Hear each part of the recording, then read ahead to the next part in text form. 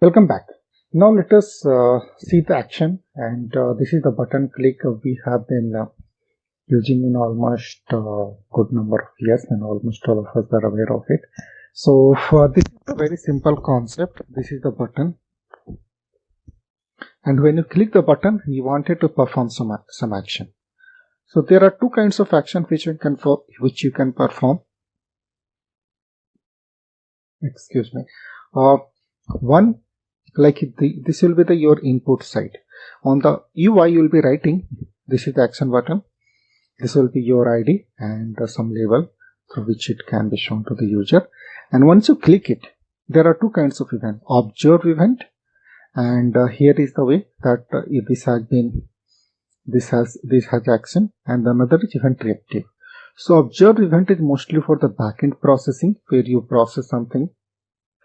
And in event reactive function, this is the event has occurred.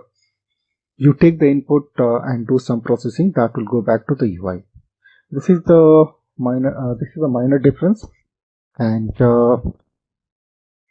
you can write either one of these things on the server, or you can write both of these things. It does not matter.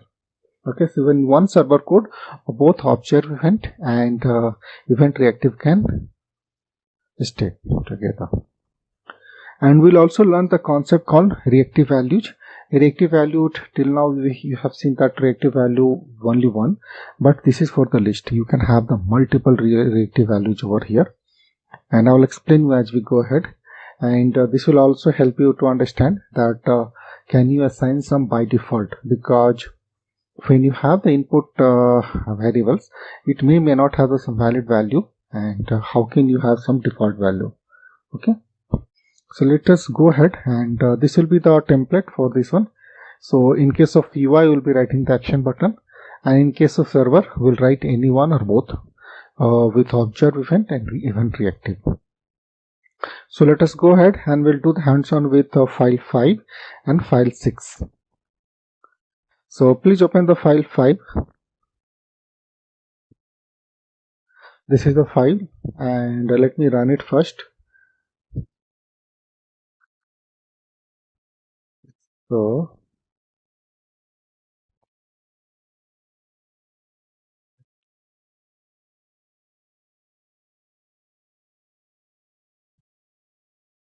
okay, yeah.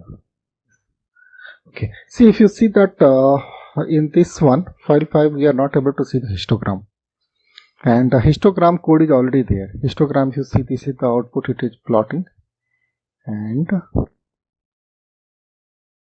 this is the histogram. Even in the server side it is there. It is not able to show it. This become your classwork. Please try to figure it out why this histogram has not been displayed, and if you are not able to do it, then the next file 6, I have explained, but I will request you that please pause the video and do the classwork. Try to figure it out yourself why histogram has not been displayed. Okay, you can pause the video, and after that, if you are able to figure it out, it's good. Otherwise, let us proceed. So after some time, you will become expert enough to learn on your own. Now please open the file 6, and file 6, please run it. In the file 6, this time you are able to see the histogram. So what has changed? Let me explain the code. Okay. See, this is the slider input. We have already seen text input for the title, and action button. This is newly added, where ID is clicks and some label click to update. And this is the output control, histogram, and the summary. Here in case of 5, if you see, this title was directly taking in the event reactive. What it means that if you click the button, then it was updating the title. So in the very beginning, for the very first time, there is no input value in this one, because it has not been assigned. So it is having the null, and because of the null, this histogram is not able to draw. Okay, So what it is doing, in case of reactive value in line 26, it is assigning some kind of default. So for this input slider data, some default number, title some default, okay, and this can be some empty as well, not necessarily you can have some value. It can be having okay, it can be empty also. And then you can have the observe event. In observe event, what we are doing, we are simply printing it. We are taking this updating the data. RV is that reactive value, and the data over here that we are updating it from the input over here, as well as title, and then it is getting refreshed like render plot, render print, and so on. Observe event also, what we are doing, we are simply printing the click count. So if you see that you can write the multiple observe event for the same action, okay, over here,